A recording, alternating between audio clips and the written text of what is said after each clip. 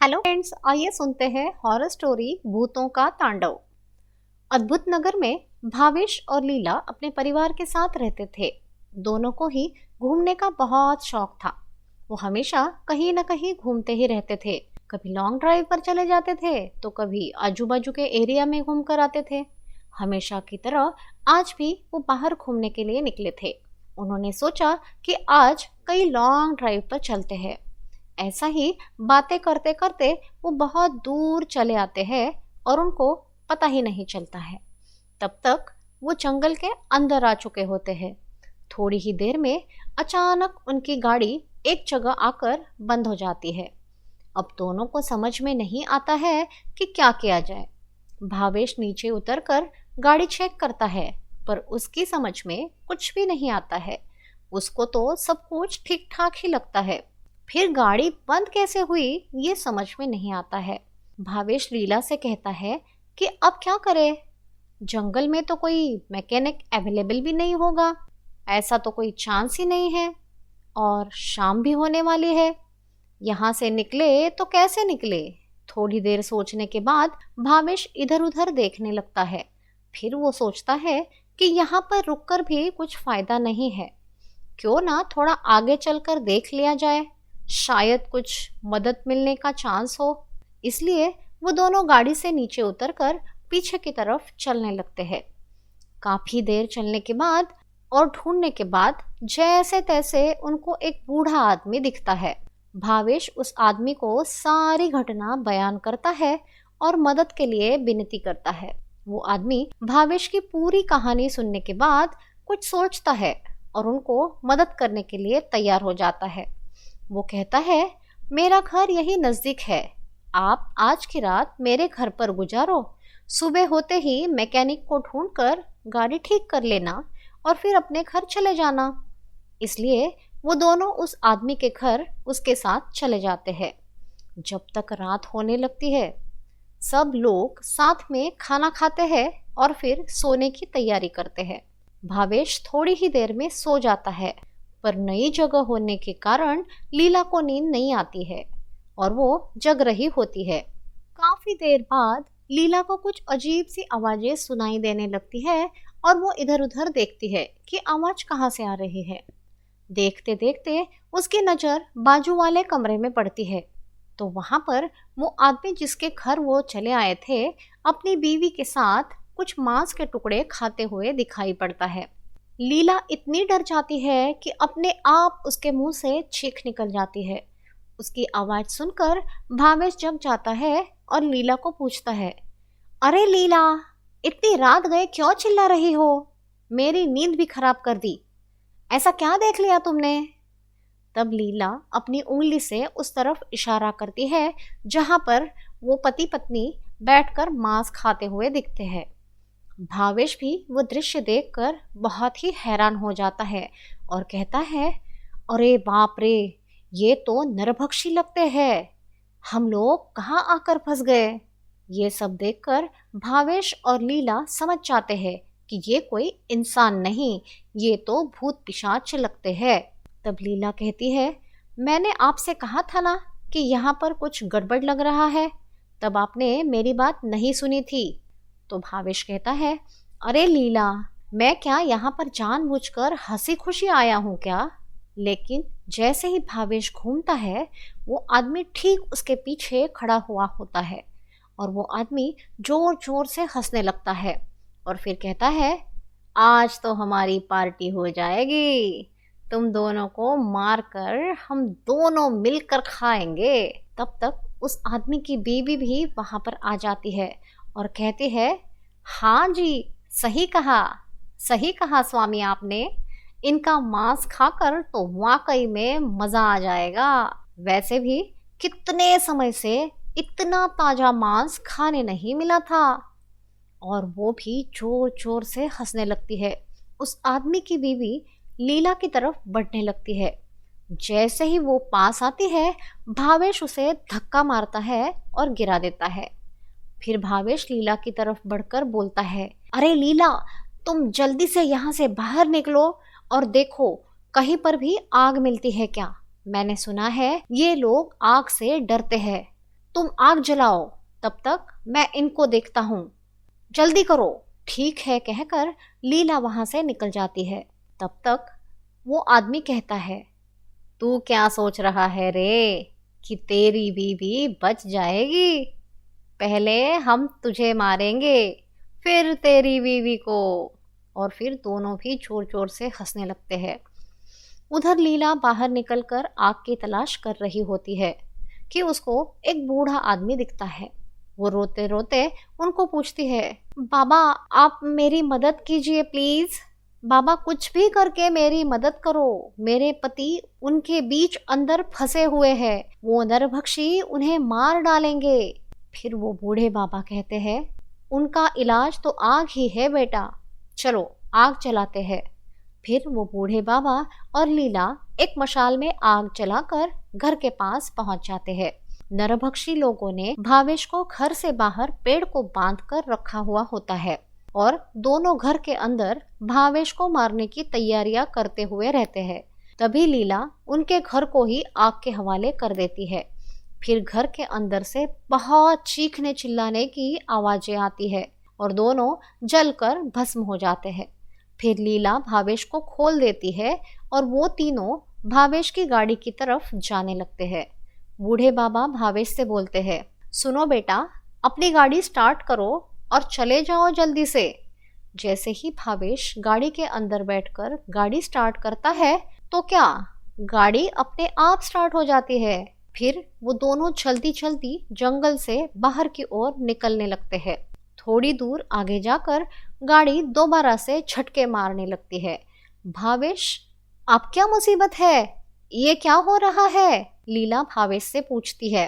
तब भावेश उसको बताता है, लगता है कि पेट्रोल खत्म हो रहा है, लेकिन पता नहीं ऐसे कैसे हो गया, मैंने तो पेट्रोल टैंक फुल करवाया था। तभी लीला को सामने एक बिल्डिंग दिखती है। लीला भावेश को कहती है, अरे भावेश सामने देखो, शायद कोई होटल लग रहा है। हाँ रे, है तो होटल ही, लेकिन इस जंगल में होटल, चलो चलकर देखते हैं। भावेश और लीला होटल के अंदर पहुंचते हैं। रिसेप्शन पर बैठा एक लड़का होता है। अरे भैया, कोई कमरा खाली है क्या? भावेश उसे पूछता है। मेरी गाड़ी खराब हो गई है और क्या यहाँ पर कोई मैकेनिक मिलेगा? लड़का कहता है, जी मिल जाएगा, लेकिन सुबह, अभी नहीं, अभी आप दोनों अपने कमरे में चले जाओ। भावेश और लीला उनको दिए हुए कमरे में आ जाते हैं। फिर लीला कहती है, अरे भावेश, तुमने वो लड़के को गौर से देखा क्या? वो कुछ अजीब सा लग रहा था, उसके पैर उल्टे थे। फिर भावेश कहता है, अरे लीला, तुम क्या बात कर रही हो? मैं क्या लड़कों की टांगे देखता रहता हूँ? मुझे ऐसे शौक नहीं है, चलो सो जाते हैं, मैं काफ़ी थक गया हूँ। फिर भावेश और लीला सोने लगते हैं। फिर देर रात उनके कमरे में वो लड़का आकर खड़ा हो जाता है। भावेश एकदम से नींद से उठता है और कहता है, अरे तुम मेरे कमरे में क्या कर रहे हो? वो लड़का जोर जोर से हंसने लगता है और पूछता है, तेरा कमरा? कौन सा रे तेरा कमरा? उनकी बातचीत की आवाज से लीला की नींद खुल जाती है। वो लड़का फिर कहता है, मूर्ख, तुझे पता है क्या तू कहाँ पर है? तुझे तेरी मौत यहाँ पर ले आई है, अब तो तू मरेगा और साथ साथ तेरी ये बीबी भी। वापस वो जोर जोर से हंसने लगता है और तभी वो लड़का अपने आप भूत बन जाता है। तुरंत वो बूढ़े चाचा भी वहाँ पर आ जाते हैं। भावेश कहता है, अच्छा हुआ बाबा आप यहाँ पर आ गए, ये तो पूरा जंगल ही भूतिया लग रहा है। और फिर देखते ही देखते वो बूढ़े चाचा भी भूत बन जाते हैं। फिर लीला डर के मारे बोलती है, अरे हम तो मर गए आज, अब हम कैसे जिंदा बच पाएंगे? भावेश कहता है, तुम डरो मत लीला, मैं कुछ करता हूँ। अरे डरू कैसे नहीं, अभी तो मैंने जिंदगी में कुछ देखा भी नहीं है और यहाँ पर तो भूतों की टोली पीछे पड़ी है। और फिर वो रोने लगती है। तभी भावेश लीला को इशारा करता है और दोनों मिलकर उन दोनों भूतों को धक्का देकर वहां से भाग निकलते हैं। वो दोनों भूत भी उनका पीछा करने लगते हैं। भागते भागते डर के मारे भावेश और लीला एक जगह छुप जाते हैं। दोनों भूत उनका पीछा करते हुए वहां पर पहुंच जाते हैं, लेकिन उनको भावेश और लीला नजर नहीं आते हैं। तो वो लड़के वाला भूत कहता है, अरे ये कमबख्त कहाँ छुप गए? आज तक मेरा कोई शिकार मुझसे जिंदा नहीं बचा है। निकलो बाहर, मिल गए तो जिंदा वापस नहीं जा पाओगे। फिर वो बूढ़े बाबा उसे डांटते हैं और कहते हैं, अरे चुप कर, क्यों चिल्ला रहा है? चल ढूंढ उन्हें, थोड़ी देर में सुबह होने वाली है। तू जानता है ना, अगर सुबह हो गई तो हमारी सारी शक्तियां चली जाएगी, तब हम उनका कुछ भी नहीं बिगाड़ पाएंगे।